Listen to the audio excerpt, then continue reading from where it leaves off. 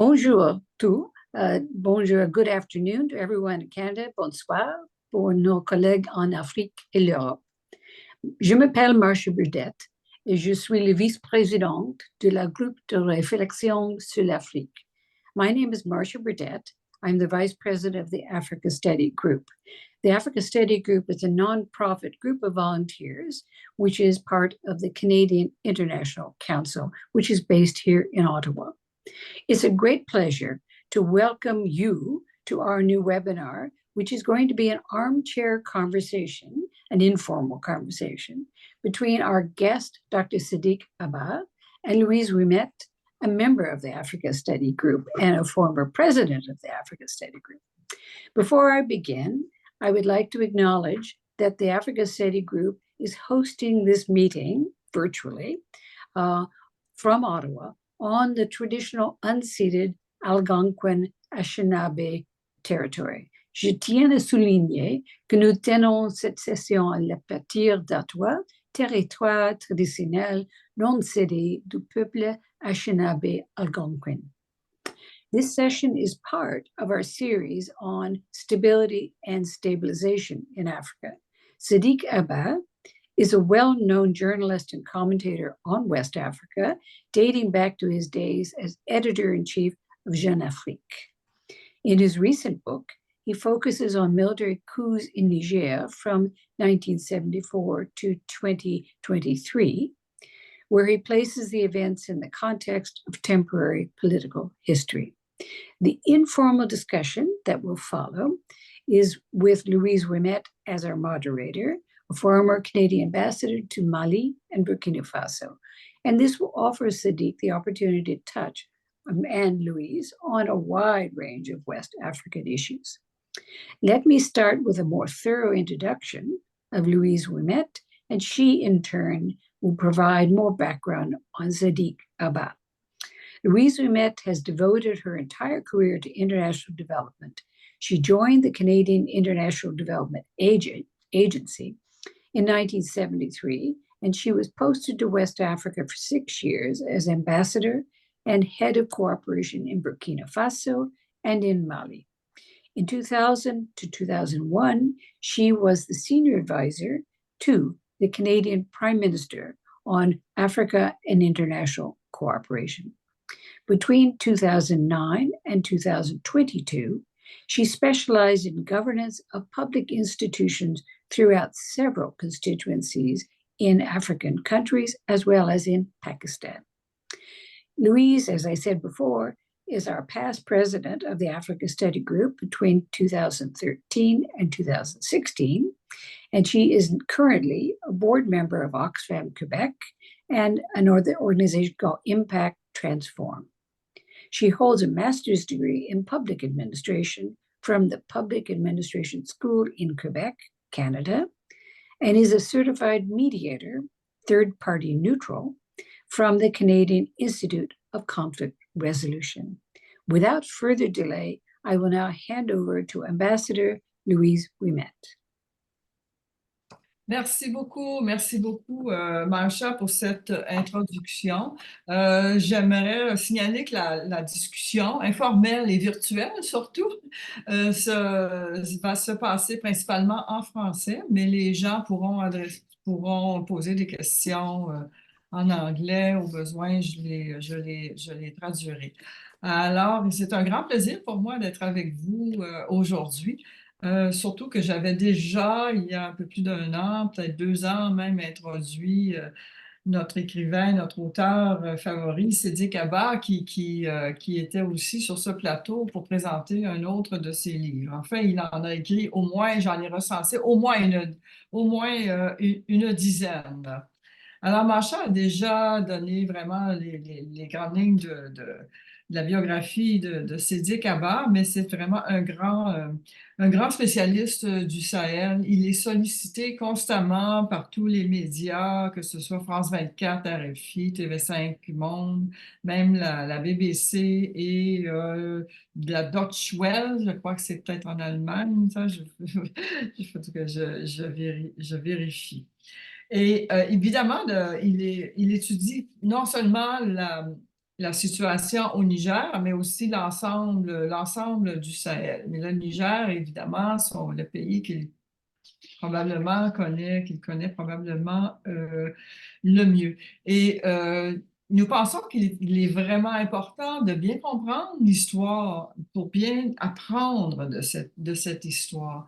Et elle tend à se répéter, justement. Alors, c'est pour ça que le dernier livre de Sidi Kaba, que je ne sais pas si vous le voyez à l'envers, Crise interne au Conseil militaire suprême du Niger, histoire secrète de la rupture entre Séni Kouché et Boulama Manga, qui provient d'un entretien privé, privilégié, là, on va dire, que Sidi Kaba a eu avec M.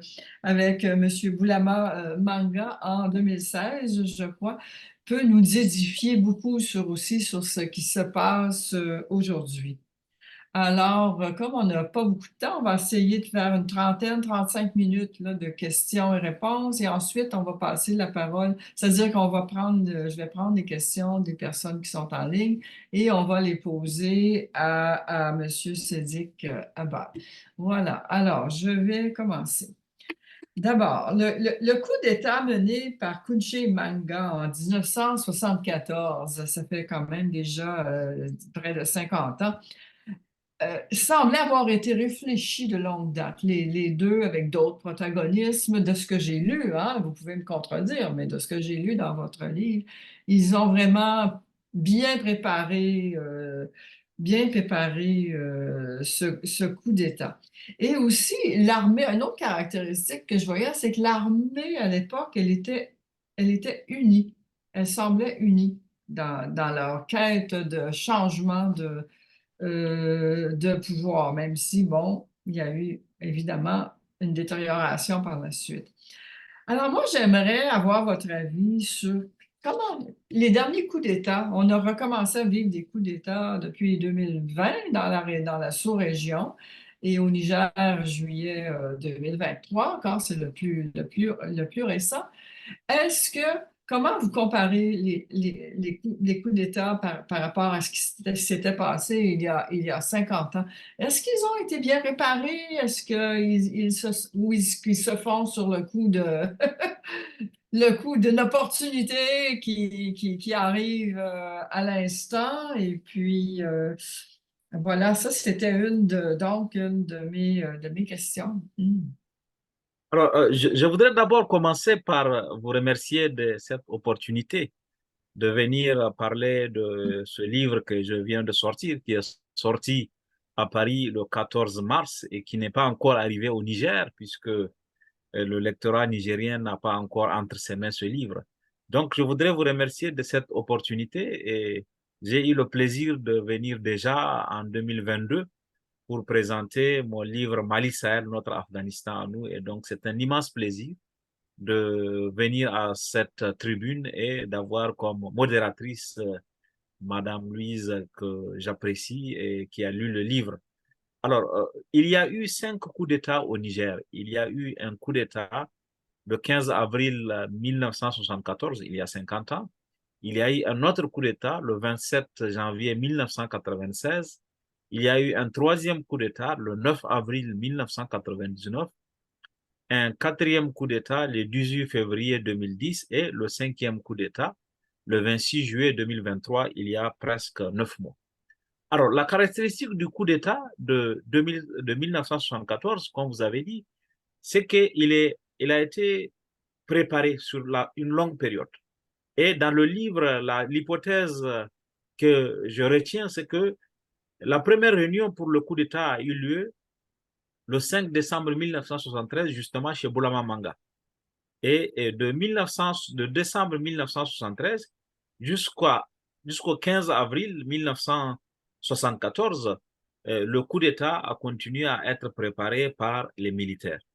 Et l'autre caractéristique de ce coup d'État, c'est que le coup d'État a été fait par l'ensemble de l'armée. Il y avait des unités qui sont venues de Zender, d'autres qui sont... Zender, c'est la deuxième ville du Niger, c'est à 1000 km de Niamey, dans le centre-est.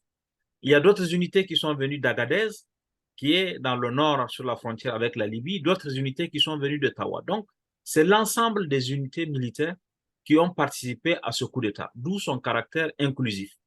Je crois que l'autre caractéristique qu'il faut souligner aussi de ce coup d'État, comme celui de 1996, et c'est ce qui fait la différence avec les autres coups d'État, c'est que l'ensemble de l'armée a fait le coup d'État et a porté à la tête du pouvoir son chef. Sur le chef d'état-major de l'époque, le lieutenant-colonel Séni Kounché, qui est devenu président. En 1996 aussi, c'est le chef d'état-major de l'armée, le général Barré, qui était devenu chef de l'État. Et puis, pour les trois autres coups d'État, ils sont différents parce que ce ne sont plus les chefs d'état-major qui sont devenus les chefs de l'État. En 2010, c'est en 1999 d'abord, c'est le chef de la garde présidentielle, Malamouanké, le commandant Malamouanké, qui était devenu chef de l'État. En 2010, c'est le commandant de l'unité la plus armée de Niamey, la compagnie d'appui et de service SAS, le commandant Salou Djubo, qui était devenu président. Et enfin, en 2023, c'est le commandant de la garde présidentielle, le général Tchani, qui était devenu chef d'État. Donc, on voit dans les deux premiers coups d'État, c'est l'armée avec son chef, et dans les autres coups d'État, c'est d'autres unités, et on pourrait revenir dans l'analyse sur les conséquences que ça a pu avoir. Parce que dans les deux premiers coups d'État, donc c'est les militaires les plus gradés qui sont des chefs d'état-major qui sont devenus, alors que dans les autres, ce n'est pas forcément les militaires les plus gradés qui ont pris le pouvoir et qui ont assumé le pouvoir. Voilà ce que je peux répondre pour ne pas trop développer et que nous ayons un temps d'échange avec notre public. Oui, c'est ça, mais c'est intéressant ce que vous dites parce que les récents coups d'État aussi au Burkina Faso, au Mali, on a vu aussi que ce n'étaient pas des hauts gradés non plus C'est ça, c'est exact. qui ont fait les coups d'État. Mais est-ce que l'ensemble de l'armée aujourd'hui, elle est réunie? Est-ce qu'elle est unie au Niger, au Burkina, au Mali? Est-ce que les forces armées sont quand même réunies autour des dirigeants qui ont fait les coups d'État et qui dirigent Non, aujourd'hui les pays? non, la question est très, très intéressante et elle va nous permettre même de voir comment les choses pourraient évoluer. À Hmm. partir du moment où le coup d'État n'a pas fait l'objet d'une préparation de l'ensemble de l'armée, c'est clair qu'il y a toujours des courants contraires. Quand vous prenez au Niger, comme le coup d'État de juillet 2023 n'a pas fait l'objet d'une préparation particulière, et ceux qui se sont retrouvés dans le Conseil national pour la sauvegarde de la patrie n'ont pas forcément le même agenda. Et donc, on se retrouve là avec des contradictions. Et dans le cas du Niger, à mon avis, c'est d'autant plus clair que 2 jours après le coup d'État, et le chef d'état-major de l'époque, le général Sidikou Abdou Issa, avait fait un communiqué pour dire nous n'avons pas été associés au coup d'État, mais nous prenons acte du coup d'État pour éviter qu'il y ait un affrontement entre les forces de défense et de sécurité du Niger, ce qui aurait profité. Et dans le cas du Burkina Faso aussi, on voit que il y a eu, au moment du coup d'État, si vous vous souvenez, de septembre 2022, puisque le premier coup d'État c'était en janvier 2022, le septembre 2022, il y a eu quand même un risque d'affrontement entre les gens de Damiba et les gens de IB. C'est l'Église qui a fait la médiation avec les chefs traditionnels pour éviter. Et cette confrontation évitée a laissé des séquelles dans l'unité de l'armée. Et c'est la même chose au Mali, puisque ce n'est pas les militaires les plus gradés qui ont pris le pouvoir. Il y a beaucoup d'officiers qui sont à la marge aujourd'hui, qui n'ont pas d'affectation. Ils ne sont pas dans l'armée, mais ils ne sont pas en dehors de l'armée. Ils ont leur grade, ils ont des salaires, mais ils ne sont pas intégrés. Et du coup, on sent qu'il y a beaucoup de courants à l'intérieur des forces armées et leur unité, que ce soit dans chacun de ces trois pays, n'est pas monolithique. Même si pour l'instant, il n'y a pas, comme on sait, ce n'est pas comme dans les syndicats où ceux qui ne sont pas d'accord peuvent sortir avec des pancartes, mais je ne suis pas sûr, en tout cas, à partir des éléments que j'ai, il n'y a pas une unité monolithique. Il y a plusieurs courants et pour l'instant, je pense qu'on peut espérer que ça reste comme ça. Il n'y a pas d'affrontement entre les différents courants et si il y a justement des divisions au sein de l'armée, les groupes terroristes pourraient profiter. Très intéressant. Moi, je suis préoccupée par qu'est-ce qui motive l'armée à faire des coups d'État, hein? Je pense que c'est une des questions fondamentales. Euh, Oui, bien sûr. Souvent, ce qu'on voit en 74, selon votre livre, on voyait qu'il y avait des problèmes relationnels entre les chefs de l'état-major et le président de l'époque, là. Mais on signale toujours, évidemment, comme une toile de fond, que bon, le pays va pas bien, je crois que c'est l'insécurité, ça c'est la cause des récentes années, mais à l'époque, on trouvait qu'il y avait un peu trop de corruption, le développement se faisait mal. Mais en réalité, là, d'après vous, là, qu'est-ce qui motive vraiment les militaires? Est-ce que ce sont des motivations personnelles? Ou est-ce que ce sont des motivations qu'on pourrait qualifier de plus légitimes dans le sens de vouloir faire un meilleur travail pour leur pays? Oui, la question est à nouveau très, très intéressante dans le contexte actuel du Sahel. Et je vais partir du cas du Niger et puis on va regarder les autres cas. Dans le cas du Niger, lorsqu'on regarde sur les 5 coups d'État, les 3 étaient liés à des situations de blocage politique. Mm. En 1996, on sait que il y a eu une élection présidentielle et le général Barré s'était autoproclamé vainqueur de cette élection puisque la commission électorale a été dissoute et le ministère de l'Intérieur a organisé les élections et avait déclaré le président Barré vainqueur de cette élection de juillet 1996. Pendant 3 ans, il y a eu une instabilité politique avec des manifestations, avec des difficultés.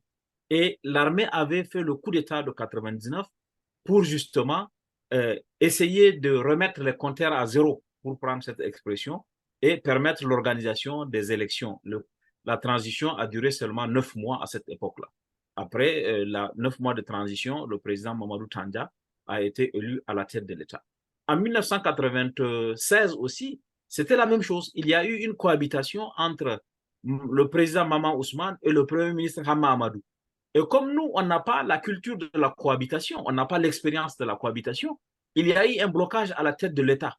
Les institutions avaient cessé de fonctionner et il y avait un risque, et ce n'est pas anecdotique, mais la garde présidentielle avait empêché le Premier ministre d'accéder à la salle du Conseil des ministres parce que le président n'était pas d'accord. Donc, on se retrouvait dans une situation où il y avait un risque d'affrontement entre différents corps de l'État.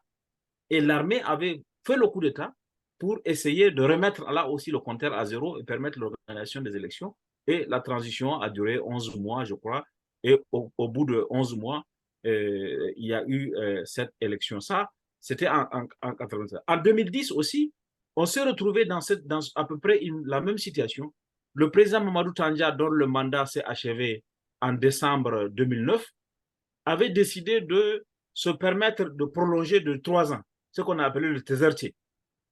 Il a dit non, mes chantiers ne sont pas terminés, j'ai besoin encore de 3 années pour terminer mes chantiers. Donc, on s'est retrouvé dans une forme de modification de la Constitution. Le président avait dissous l'Assemblée nationale, a dissous la Cour constitutionnelle, qui avait dit qu'il ne pouvait pas faire.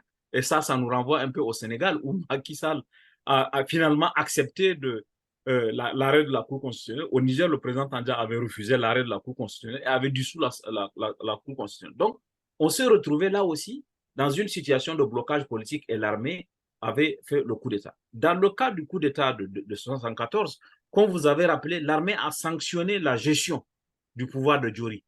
Il y a eu d'abord la sécheresse de 1973 qui a créé une situation de famine. Et cette situation de famine a créé des tensions sociales. Les étudiants et les élèves avaient fait des grèves et des manifestations. Il y a eu le procès en décembre 1973 à Tillabéri des élèves et des étudiants, ce que je raconte dans le livre. Et puis la chute de l'uranium a fait que le pays était dans des difficultés économiques. Donc l'armée a cru devoir sanctionner la gestion du pouvoir par le président Djori. Et le coup d'État, pour moi, celui de 2023, est un coup d'État à part, spécifique. Parce qu'on n'a pas vu venir, moi, honnêtement, en tant qu'analyste et en tant que Nigérien, j'étais au Niger un mois avant le coup d'État, mais fondamentalement, on n'a pas vu venir le coup d'État parce qu'il n'y avait pas de situation de blocage. Il est vrai que depuis le président Issoufou jusqu'au président Bazoum, le pays a connu des problèmes de gouvernance avec des difficultés de corruption, avec l'insécurité qu'il y a, mais on n'a pas vu venir le coup d'État pour ces raisons-là. Et donc, il y a eu, et c'est par la suite, quand les militaires eux-mêmes ont fait leur déclaration pour dire, nous, on prend le pouvoir à cause de la mauvaise gouvernance économique et sociale, à cause de l'insécurité, qu'on a compris leurs raisons. Mais simplement, très honnêtement, en toute neutralité en tant qu'analyste, si vous aujourd'hui vous regardez les raisons qui ont été avancées pour le dernier coup d'État au Niger, vous restez perplexe.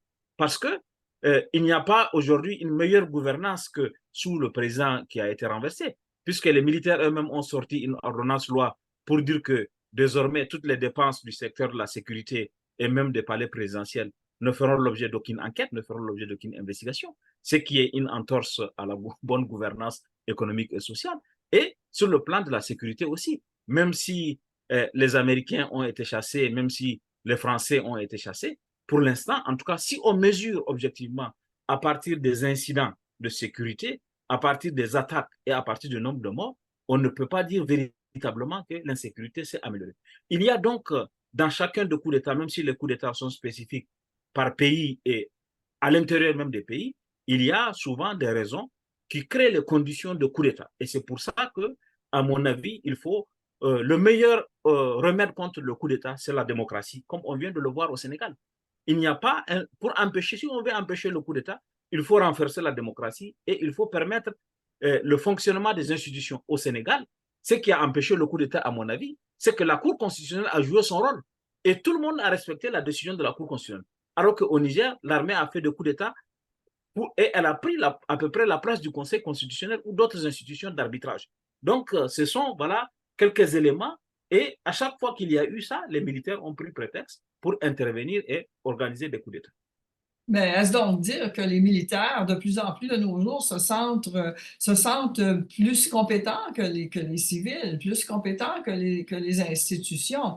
Et les premiers coups d'État, par exemple au Niger, comme vous l'avez dit, les transitions ont été de courte durée. Il y a eu des élections organisées, mais là, on dirait que les militaires aiment bien reste au pouvoir. Les transitions durent au Mali récemment. On n'a plus aucune idée de combien de temps la transition va durer quand les élections seront organisées. On ne sait pas. Donc, les militaires, est-ce que c'est parce qu'ils se sentent plus compétents que n'importe qui d'autre pour mieux gérer Oui, les pays? absolument. Non, dans leur discours, surtout dans le contexte aujourd'hui du Sahel, où il y a une demande en termes de sécurité, et les militaires disent que nous, on va faire mieux que les civils en matière de sécurité. Si vous prenez le coup d'État au Burkina Faso, le président a été élu en décembre 2020, le coup d'État a intervenu en janvier 2022. Donc, un an après l'élection du président, qui a été une élection démocratique, les militaires ont dit non, que les civils ne peuvent pas assurer la sécurité. Nous, on fait un coup d'État pour apporter plus de sécurité. Sauf que le Damiba, en 8 mois, n'a pas apporté plus de sécurité que Roch-Marc Christian Kaboré. IB a fait un coup d'État pour dire que puisque Damiba ne peut pas apporter la sécurité, moi, je prends le pouvoir pour apporter la sécurité. Mais là aussi, on a vu les limites puisque la sécurité ne s'est pas beaucoup améliorée. Et donc, les militaires, eux, vendent l'idée qu'ils peuvent asseoir une meilleure gouvernance que les civils, ils peuvent apporter plus de sécurité que les civils dans le contexte du Sahel. Et si on part de ce postulat, on oublie simplement que la question de la sécurité au Sahel n'est pas une question sécuritaire et militaire seulement. C'est une question qui concerne la gouvernance, qui concerne le développement, qui concerne d'autres choses, que la cohésion sociale, beaucoup de choses que les militaires ne savent pas faire. Moi, je pense qu'il y a chez les militaires et si on regarde, puisque c'est l'objet de mon livre, le coup d'État de 114, les militaires avaient dit d'abord on crée un gouvernement provisoire. Mais le provisoire a duré 14 ans au Niger. C'était provisoire, mais c'est resté 14 ans. Donc souvent, quand les militaires viennent au pouvoir, au prétexte que, voilà, nous on fait un coup d'État pour remettre le compteur à zéro, ils prennent goût au pouvoir. Le pouvoir a ce piège. Moi, je n'ai pas encore goûté, mais apparemment, quand on goûte au pouvoir, on ne veut pas le lâcher. On vient pour dire qu'on va faire une transition courte et on le voit dans le cas du Mali. Le coup d'État a eu lieu en août 2020 et nous sommes bientôt en août 2024. On n'a pas de visibilité sur la fin de la transition. Et au Burkina Faso aussi, en théorie, la fin de la transition, c'est en juillet 2024. Mais tel que les choses se passent au Burkina où j'étais il n'y a pas longtemps, je suis convaincu qu'il n'y aura pas de fin de transition en juillet. Et si vous prenez le cas du Niger, au Niger, c'est peut-être plus grave puisque la transition n'a même pas commencé. On ne sait pas combien elle va durer puisque officiellement, aujourd'hui, on n'a pas la durée de la transition, on n'a pas l'agenda de la transition. Les militaires avaient dit en août dernier que nous allons organiser un dialogue national pour définir la période de la transition. À ce jour, le dialogue ne s'est pas tenu. Donc, il y a ça. Mais à mon avis, et pour prolonger la discussion, si on devait la prolonger, je crois que la façon dont les régimes démocratiques ont géré le pouvoir a donné des prétextes aux militaires aussi.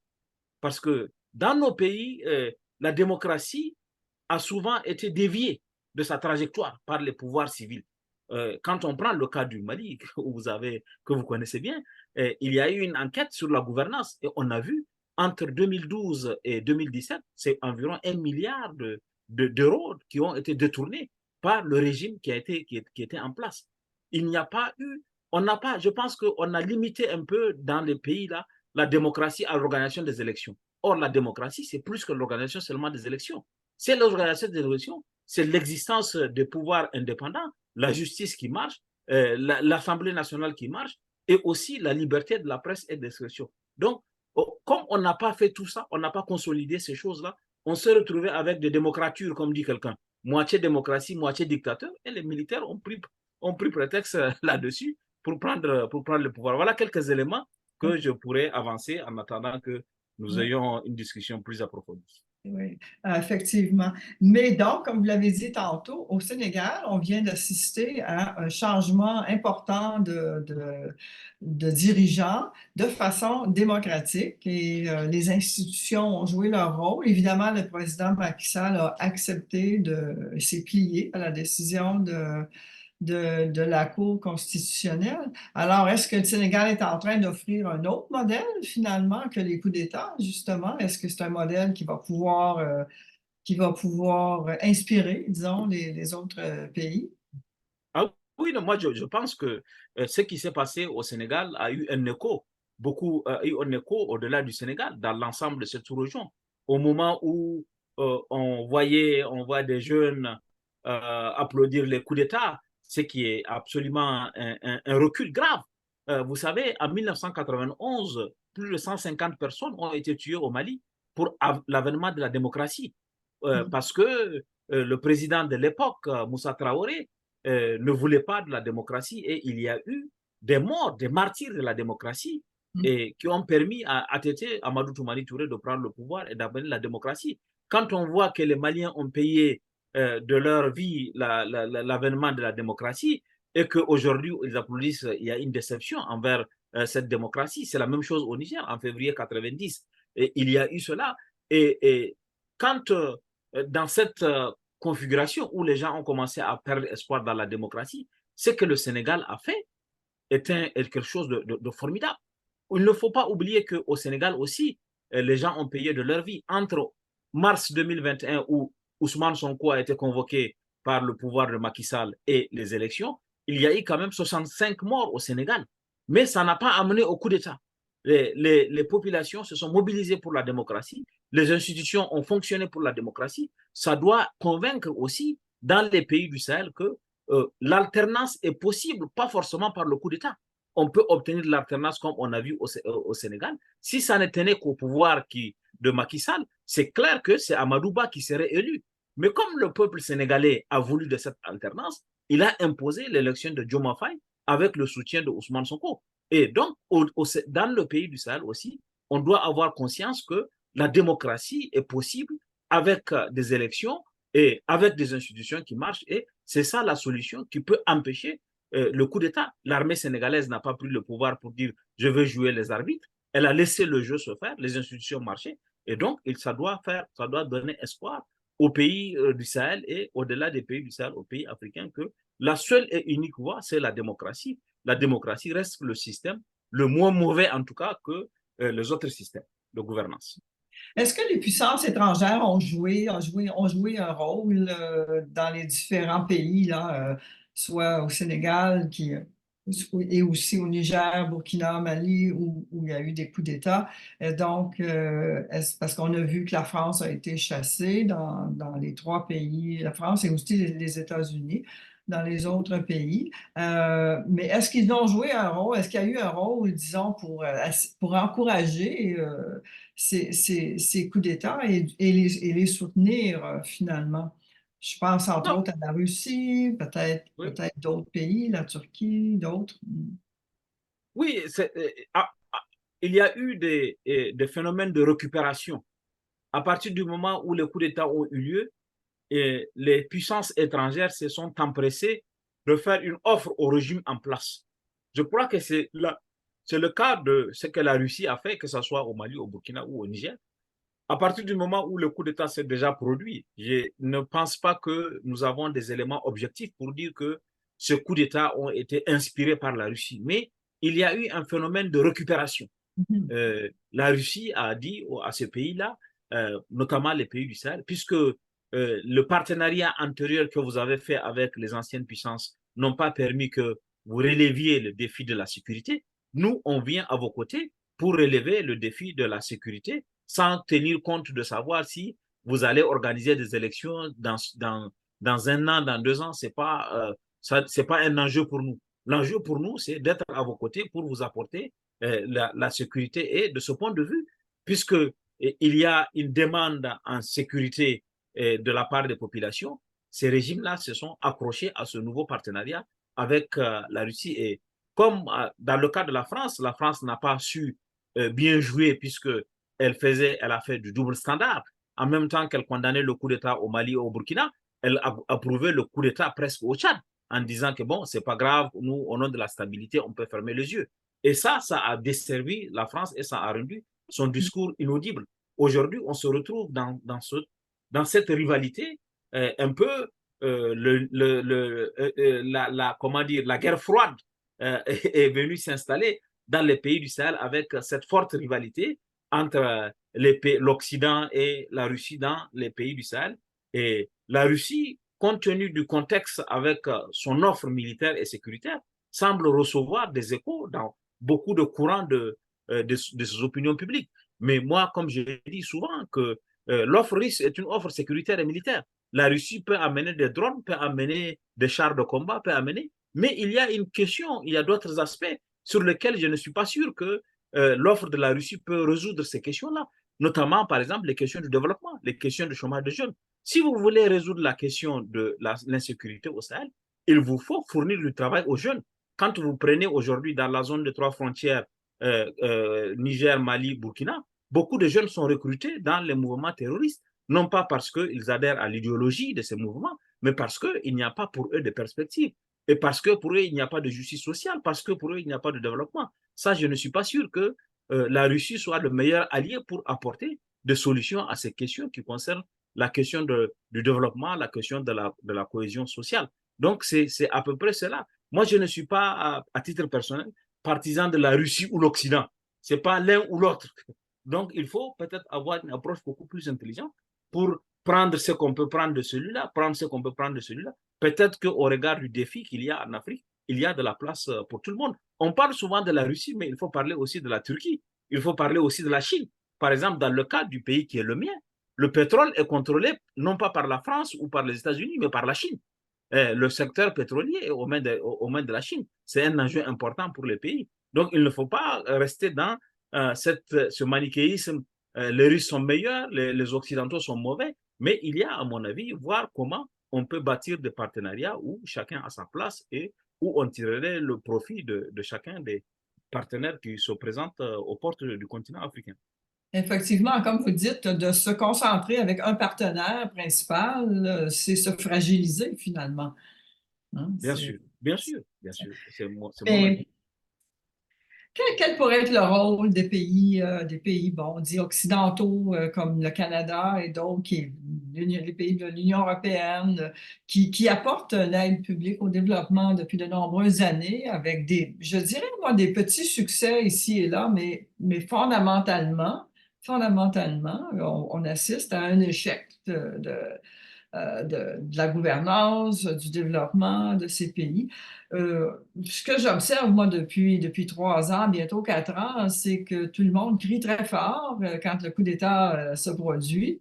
Et puis, oups, après un petit moment, comme tout le monde s'habitue à la nouvelle situation, et puis on reprend le travail avec les nouvelles autorités en place, un peu, peut-être pas comme si rien ne s'était passé, là, mais quand même, on a tendance, je trouve, à accepter, à finir par accepter la situation, et je sais pas, on ne fait rien d'après moi. Ce que je vois pas beaucoup de choses maintenant, mais on ne fait pas grand-chose pour essayer de vraiment de remettre en avant une meilleure gouvernance. Mais vous, qu'est-ce que vous diriez aux pays occidentaux? Qu'est-ce qu'ils devraient faire?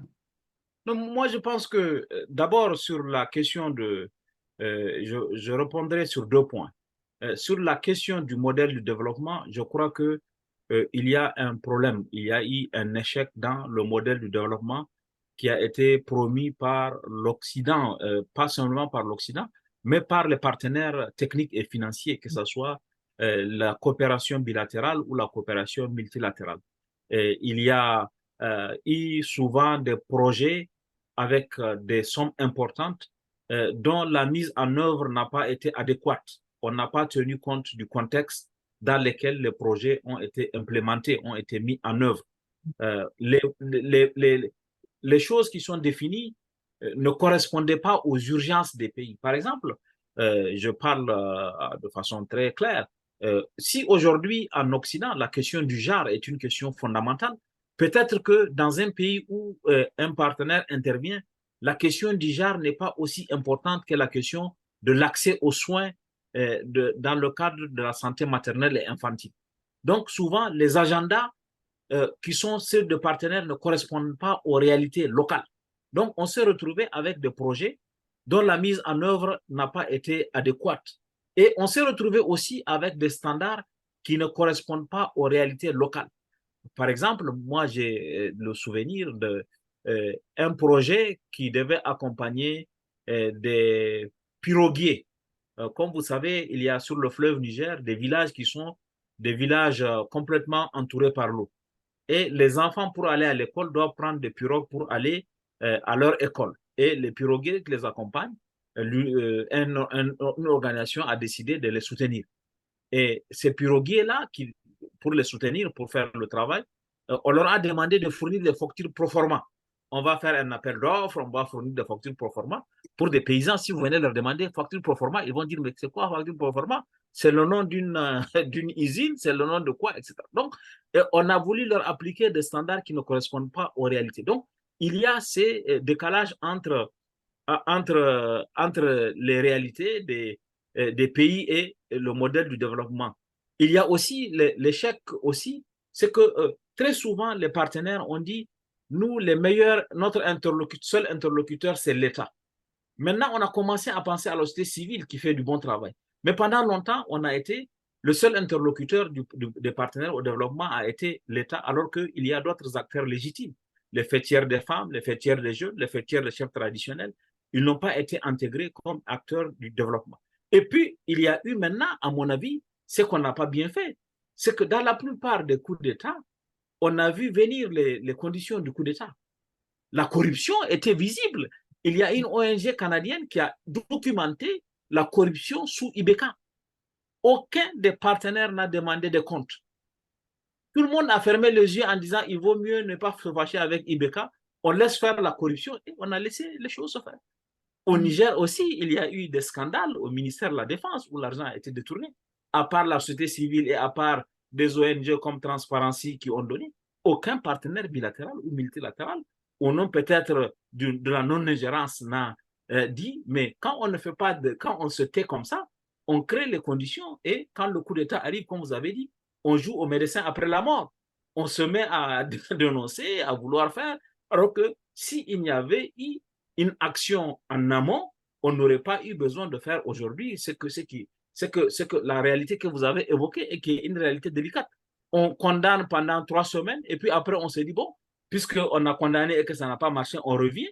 Du coup, il n'y a pas... C'est une sorte de signal. Les gens qui veulent prendre le pouvoir dans les autres pays se disent, bon, on va faire le dos rond, on va faire la résilience pendant une période, et puis après, de toute façon, ils seront obligés de revenir. Donc, ça devient une sorte de mauvais signal, justement, et il faut que la communauté internationale trouve justement les moyens d'avoir une action plus efficace qui permette le développement, la prise en compte des choses, mais aussi de dire un certain nombre de vérités au pays pour éviter qu'il y ait de coups d'État, y compris lorsqu'il y a eu des dénonciations, lorsqu'il y a eu des atteintes aux droits de l'homme, de faits de corruption. Les pays n'ont rien dit, ils ont fermé les yeux et les choses ont continué à se faire. Mhm. Je dois dire, je ne veux pas contredire, mais que l'ambassadeur du Canada à l'époque au Mali avait réuni tous les rapports du vérificateur général et réuni avec tous les partenaires techniques et financiers pour signaler qu'il fallait qu'il y ait des suivis, du moins, à ces rapports du vérificateur qui dénonçaient évidemment beaucoup de malversations, de fraude, etc. Mais finalement, ça n'a rien donné. On va revenir, avant de passer aux questions, je vais demander aux gens de l'assistance, je n'en vois pas de questions, mais c'est le temps de mettre vos questions dans le Q&A, là, questions et réponses.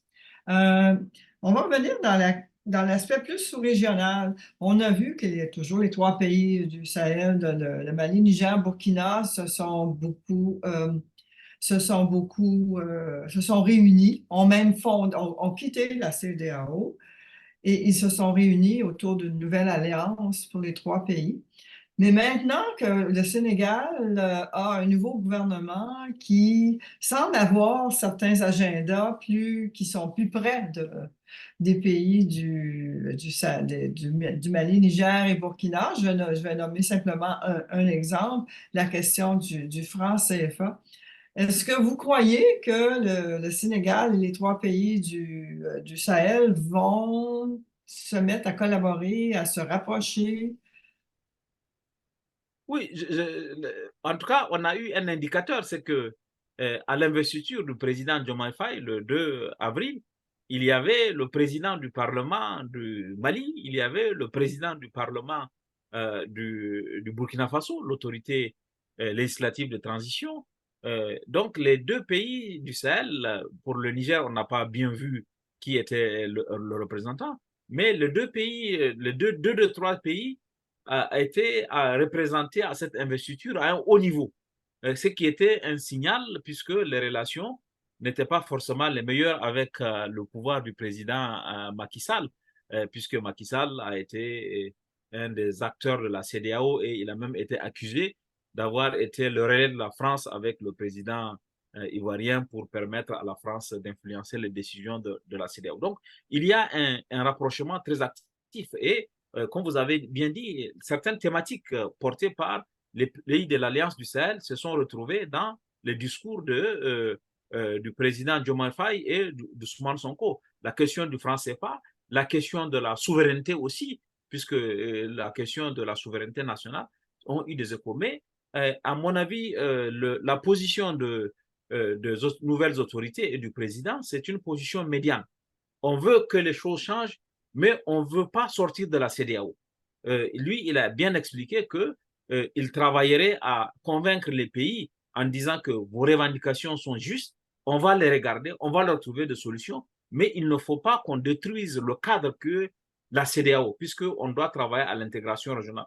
Peut-être que ce ne serait pas bien de sortir de 15 pour aller créer une organisation en 3. Donc, le président de Bassirou Diomaye Faye est à la fois dans la CEDEAO et proche de l'Alliance du Sahel. Et ça peut permettre au moins de rapprocher les positions parce que moi, je pense que personnellement qu'on peut avoir l'Alliance des États du Sahel comme on a pu avoir le G5 qui aurait une vocation sécuritaire, une vocation militaire puisque les pays membres de l'Alliance du Sahel veulent construire une architecture de défense et de sécurité commune.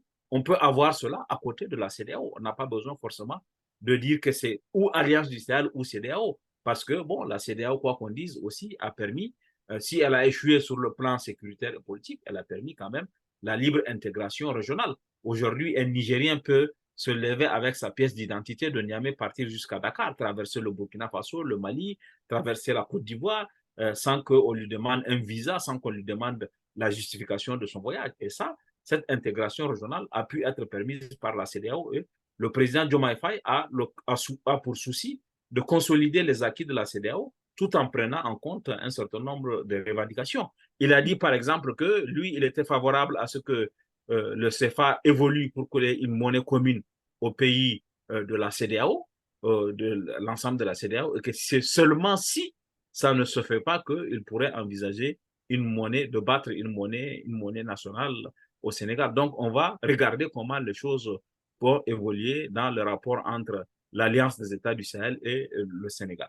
Bon, on va passer aux questions maintenant. Il y a des questions qui sont entrées. Il y en a une qui est un peu longue. Je vais tenter de la résumer un peu, mais je vous invite à lire le commentaire dans le QNR, là. Donc, c'est un spectateur anonyme qui dit qu'il n'est pas tout à fait d'accord avec vous lorsque vous dites que tout allait bien au Niger. Je ne sais pas si vous avez vraiment dit ça. La violence et les dénis, certes feutrés, ont atteint des sommets incroyables. Alors, l'enjeu, la question, c'est pourquoi des militaires ne seraient-ils pas capables de créer les conditions pour un meilleur développement au Niger? Alors, je ne sais pas, je ne suis pas sûr d'avoir dit que tout va bien au Niger. Au Pas contraire. certaine d'avoir J'ai- entendu ça, mais non, non, la question est quand même, est-ce que les militaires seraient capables de créer les conditions pour un bon développement, une meilleure gouvernance? Ouais. non, non, honnêtement, je pense que, surtout dans le contexte du Sahel actuel, il est de mon point de vue, la vocation des militaires, c'est faire autre chose que la gouvernance publique, que la gestion des affaires publiques. Les militaires ont été formés pour défendre le territoire national, pour défendre l'intégrité du territoire, pour faire la guerre, pour résumer. Je ne suis pas sûr qu'ils aient une meilleure gouvernance. On a pu le voir, je pense, dans le cas du Niger, historiquement, c'est que la période du président Séni Kountché a été une période où l'État a été mieux géré, avec beaucoup de résultats dans la lutte contre la corruption, beaucoup de résultats au plan diplomatique. Mais cela ne suffit pas à dire que les militaires peuvent forcément faire mieux que le pouvoir civil. Moi, je pense que chacun a sa vocation et chacun a son travail. Il appartient au pouvoir civil. On a toujours besoin de démocratie avec un pouvoir fait de contradictions, de séparation de pouvoir. Et vous savez, comme on dit dans le langage militaire, il n'y a pas de contradiction. Il faut obéir aux ordres de son chef et puis après seulement, si même vous devez demander de compte, je ne suis pas sûr que les militaires soient la meilleure garantie d'une bonne gouvernance économique et sociale, même pas au Niger. D'accord, je vais passer à une autre question. Est-ce que vous pourriez élaborer davantage sur le rôle de la CEDEAO et de l'Union africaine? Est-ce qu'ils en font assez? Qu'est-ce qu'ils peuvent faire d'autre? Mais enfin, est-ce qu'ils en font assez pour quoi? Pour aider la démocratie, peut-être, là, cet Non, aspect-là? moi je crois que la CEDEAO ne fait pas assez pour consolider la démocratie dans les pays membres de son espace. Si vous prenez la plupart, le coup d'État en Guinée, par exemple, on a vu venir le coup d'État en Guinée. Et parce que il y a eu une modification de la Constitution par le président Alpha Condé pour s'octroyer un troisième mandat, la CEDEAO n'avait rien dit avant le coup d'État. Et la CEDEAO n'agit pas véritablement en amont. Il n'y a pas d'alerte précoce de la CEDEAO, de mise en garde pour dire attention, ces élections sont frauduleuses, attention, il ne faut pas toucher au troisième mandat, attention, il ne faut pas faire cela. La CEDEAO se met dans une posture un peu de complaisance envers les pouvoirs et c'est simplement quand le coup d'État intervient qu'elle agit. Et ça, ce comportement de la CEDEAO n'a pas favorisé la culture. Et on peut dire la même chose de l'Union africaine. L'Union africaine attend que le coup d'État intervienne pour suspendre le pays. Et après, bon, on attend qu'il y ait une transition, qu'il y ait des élections. Et comme l'Union africaine, sa doctrine, c'est qu'elle confie la gestion aux organisations sous-régionales, aux communautés économiques régionales, au CER, elle se met en retrait, elle laisse la CEDEAO gérer pour l'Afrique de l'Ouest, la CEAC gérer pour l'Afrique centrale.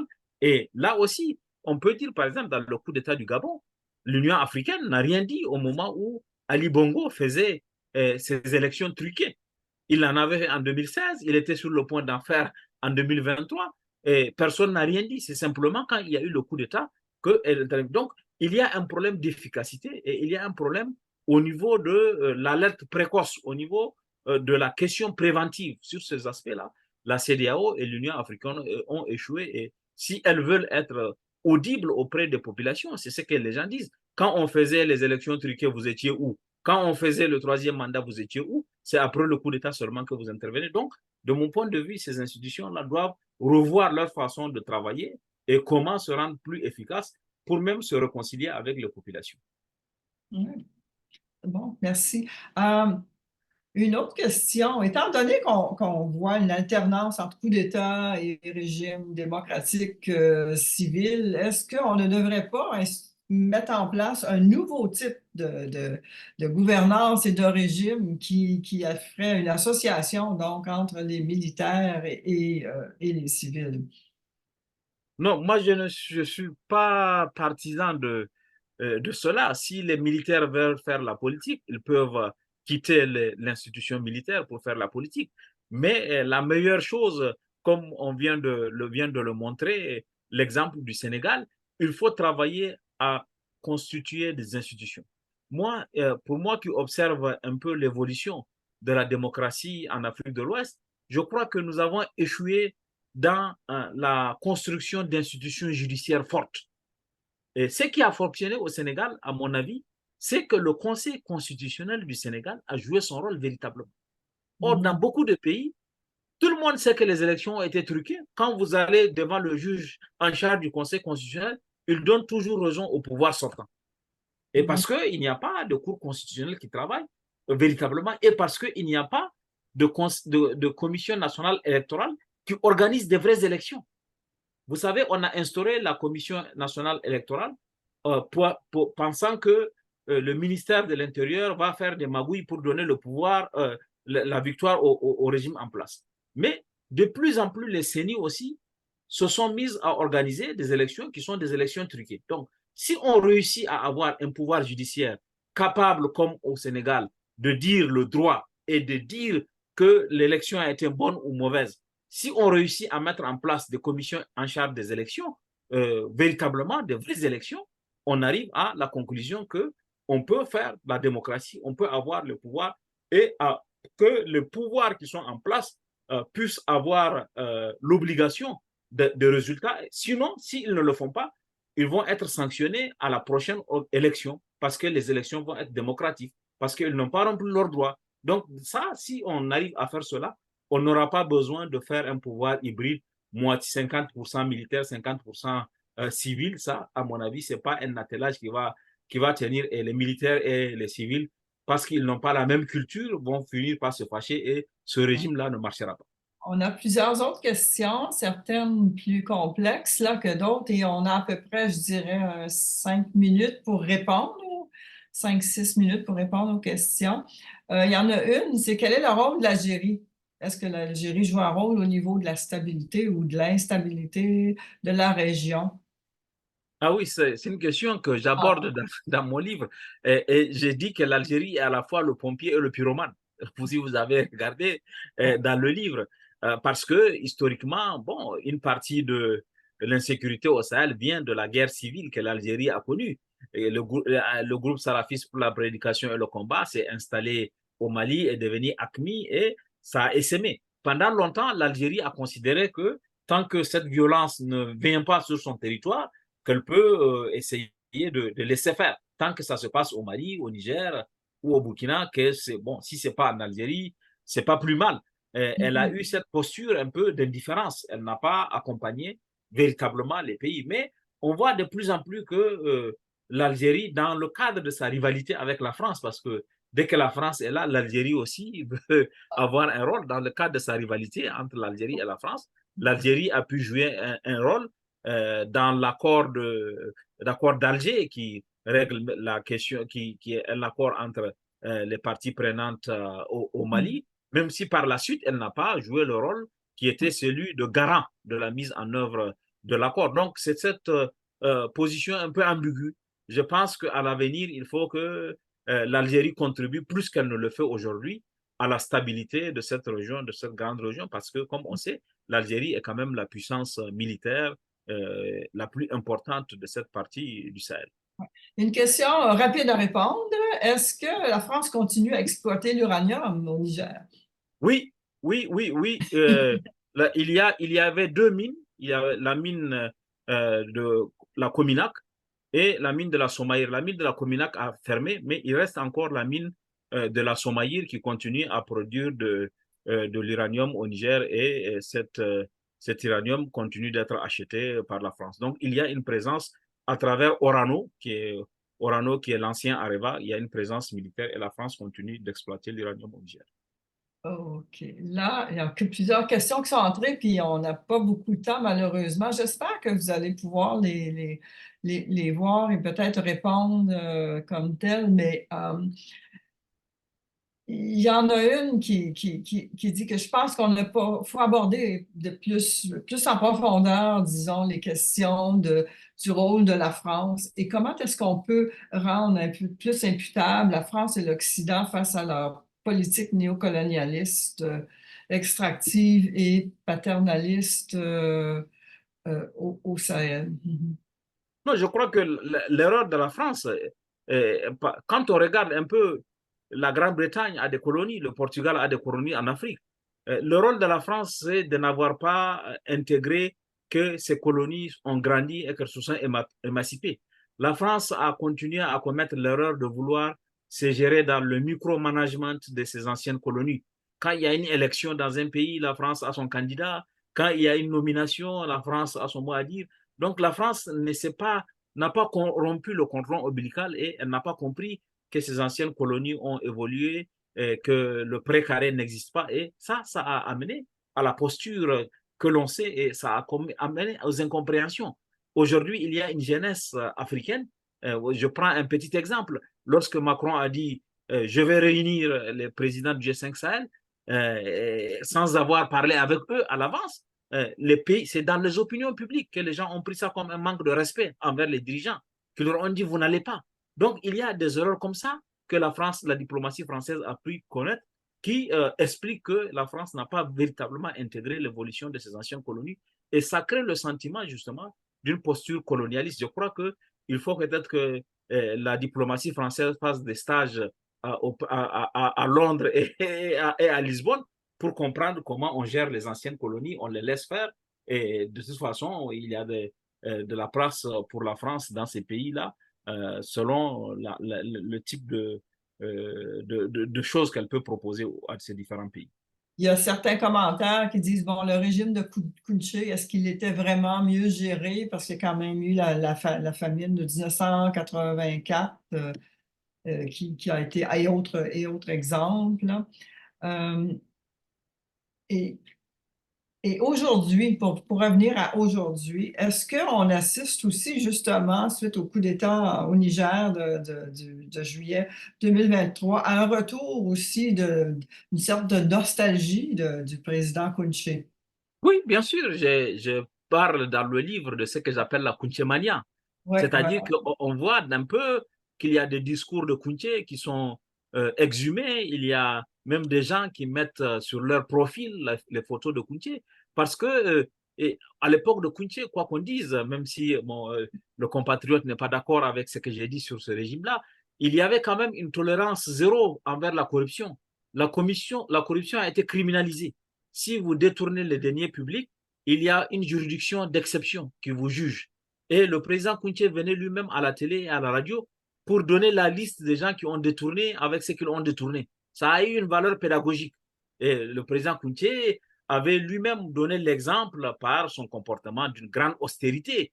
Et il n'avait pas acheté, comme ceux qui sont venus après lui, un avion à 30 millions d'euros. Il n'a pas construit un palais présidentiel. Vous savez, il n'y a pas longtemps, on a rénové pour 15 millions d'euros le palais présidentiel à Niamey. Donc, ce type de gestion n'a pas été fait. Mais la famine de 1984 est une question qui était liée à la mauvaise pluviométrie et à la mauvaise récolte. Et à l'époque du président Kounché, l'OPVN avait joué un rôle très actif. c'est vrai que il y a des choses qui peuvent être reprochées à ce régime-là, mais c'était plus dans les questions de violation des droits de l'homme, puisque c'était un régime d'exception, que sur les questions de gouvernance. Il y avait quand même une gestion des deniers publics qui était absolument exceptionnelle. Par exemple, vous ne pouvez pas prendre les voitures de l'État pour vous promener le week-end, pour faire des choses, un certain nombre de choses qui étaient des choses à mettre au crédit de ce régime-là. Mais je reconnais qu'il y a aussi des choses qu'on peut justement reprocher à la période de Séné Kountché. Ouais. Il y a une autre donne dont on n'a pas discuté. Je pense qu'il va falloir remettre ça à une autre fois.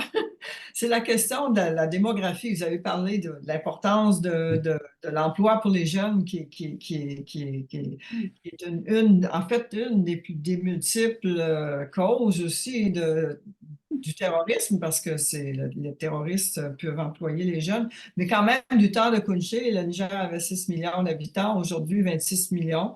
Donc, on peut penser que c'est un pays qui est de plus en plus difficile à gérer. Mais voilà, alors donc, je sais tout le temps que nous avions pour ce sujet qui est tellement vaste et pour lequel moi-même j'ai encore tellement de questions. Alors, je vais donner la parole à Marsha et puis Merci. on va lui permettre de clore la rencontre. Okay. Merci, Louise, for your excellent moderation. And on behalf of the Africa Study Group, I would like to thank Dr. Sadiq Abba for his excellent presentation, interesting ideas, vast knowledge of the region, which was a great assist to our membership. Thank you very much for your presentation. Let me just note to people who might want to know more about or replay part of this, we do record our sessions under YouTube, and they are available online. So, and we also thank our colleague Mafoya, the communication director for the Africa Study Group, who helped set up this session today, as well as our colleagues Mariana Savka and Cameron Christie of the CIST for their effort. Let me just remind our membership that we have our next Africa Study Group event is going to be on April 24th from North American time, 12 to 1:30. And it's going to be a discussion about what is the future for peacekeeping missions in Africa. And it will be a hybrid session that will be held with the in-person at the NIPSIA Center at Carleton University, and the others accessible online through the Africa Study Group or our colleagues, CIC, who will always put it in their calendar, and you can get the link that way. So that is all of time for today. I wish you all good health, and depending on where you are, a good afternoon or a good night. Merci, à la prochaine. Merci beaucoup. Merci, Cédric. Moi, j'ai une petite question. Je ne sais pas si les gens sont encore en ligne.